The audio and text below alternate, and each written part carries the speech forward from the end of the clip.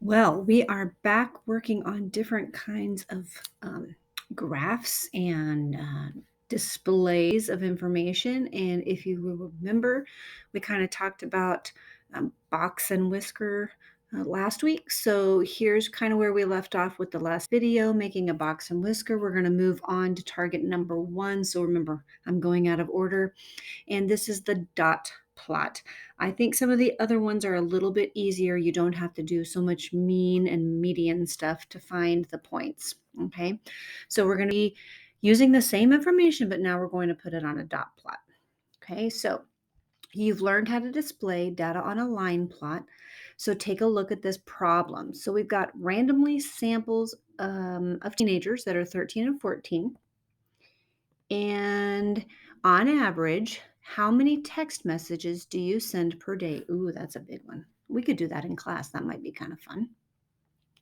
So we have our list of numbers. And it looks like they're already in order for us, so that's nice. Display the data in a dot plot. What can you say about the results? So basically, all we have to do is instead of an X, draw a dot to represent each person's response. So for instance, I see there's a 0 here, right? Okay, so that means above 0, I'm going to put a dot. That's why it's called a dot plot. I'm done with the 0. The next number I have is 10. I have 1, 2, 3, 4 tens. So guess what? I'm going to put 1, 2, 3, 4 dots above the 10. Now we try to get them straight so that they're over the 10. Left to right, we try to line them up as well. There's 1, 2, 3 20s. So I'm going to try to keep them straight across from the other ones so visually I can see which one's higher. There's only 1 30. There's 2 50s. Oh, nothing at 40. Oh, wait a minute. 3 50s. A 90 and 2 100s. Okay. That's 1 dot there. This just kind of got crazy. So we can see exactly what this means. What can we say about the results? Well, most people get 10. Do you see how it's up right here? Kind of comes down, then it goes up. Okay, we kind of look at the trends that way, okay? We have the most or the mode being at 10. You guys see how I figured that out? Let's see if they ask us anything else about this. How many teenagers were surveyed? Okay, well, we're just going to count it up, right? That's either how many numbers or how many dots. So 1, 2, 3, 4, 5, 6, 7, 8, 9, 10, 11, 12, 13, 14, 15. 1, 2, 3, 4, 5, 6, 7, 8, 9, 10, 11, 12, 13, 14, 15. I kind of think that person that said 0 was lying. 15. Describe the shape of the graph. Well, we see it really high on the left and then it kind of tapers off to the right. So I'm going to put skewed right. That means most of the information is on the left and then it kind of tapers off to the right. Count the number of dots at 0 and 10. What do these numbers mean? 0 and 10. Well, 0 and 10.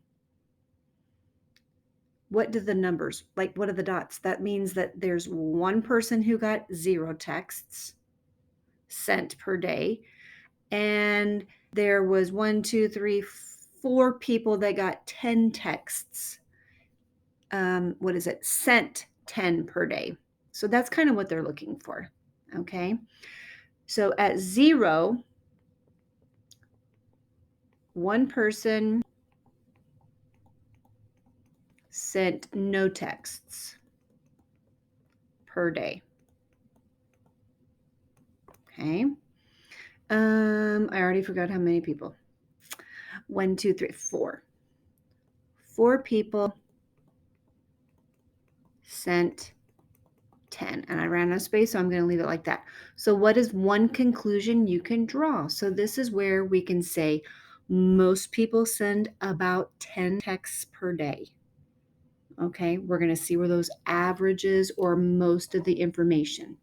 Let's take a look at another one. So this one has been made for us, okay, but we can analyze it. It says the students in one social studies class were asked how many brothers and sisters they have. Each dot plot here shows the results. So we asked one social studies class, how many of the students have 6 siblings? How many people have 6 siblings? Only one, because there's only one dot above the 6. How many students have no siblings? Well, no siblings would be 0. How many people are there? 1, 2, 3. Each dot represents one answer. How many students have 3 or more? So 3 or more is going to be everything over here on this side of the graph, or dot plot rather. So I'm going to count them. 1, 2, 3, 4, 5, 6. There's 6 there. 1, 2, 3, 4. And then I have 1 there. So that's going to be 11. Okay. We can look at these and we need to be able to answer questions. Okay. Now, make a dot plot using the number line below. So do you see the numbers we have up here? It's the height of 20 basketball players in inches. Now I'm looking, oh man, they're not in order. But we can put them in order. It might make life a little easier, but we don't have to. I can just do them one at a time. So I see 68, 270s. So remember, putting a dot, a 71, a 75, trying to keep them as even left and right as possible. There's an 80, an 81, an 82, an 84, another 75. So we've got a tie going on here. Oh, there's another 75, an 80, another 75, 77, another 75, an 80, an 83, another 80, 71, and one more 70. Okay, what is the spread? The range. So we take the highest minus the lowest, remember? So we have 84 minus 68. 16. What is the mode of the data? Well, that's easy to see. Which one is tallest? How many players are greater than 70? We don't include 70, but we include everything greater. Got to be careful when you read the answers. So everything that's up here, how many are there? Let's count them. 1, 2, 3, 4, 5. 1, 1, 2, 3, 4. 1, 2, 3, 4. So there's 4 more right there. So we got 5, 6, 10, 14. Just got to count them up. Count them up. Okay. Now, the last thing we're going to talk about is the histogram. Okay. Now, let's go ahead and just talk about it briefly. This is pretty simple for the most part, what we need to do. So it's going to look something like this. And we can take this same information from the dot plot, okay? But now what we're going to do is we're going to display it differently and analyze it a little bit differently. So that same information about the text messages sent per day, we're making groups, okay? So we're saying how many people sent 0 to 49 text response? How many sent 50 to 100? Okay, so a histogram looks more like this. We have our 0 to 49 text messages sent per day. And we can see that that's 9 people. And then 50 to 100 text messages per day, we can see that that is 6 people sent those. Okay, so the difference between a dot plot and a histogram, I don't know. Well, I guess I can see that there's 15 total, right? I don't know exactly what those people exactly from 0 to 49. I don't know what those 9 people exactly did. I just know that there was 9 that went from 0 to 49. So the dot plot is more specific. Okay. It's plotting each individual point, whereas the histogram groups the data using intervals, or we call them bins, on a number line. The height of each bar represents the number of data points in the group.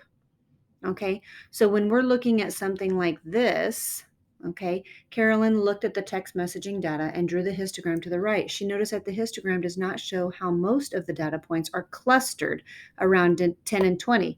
Remember, let's see, where is it? Not there. Here we see 10 and 20. Most of them are clustered there. But when we come down here, we can't see that. Okay, draw a histogram to show the data grouped in a different way. Well, that means we can change these numbers right here. Okay, so that we can see that grouping around 10 and 20.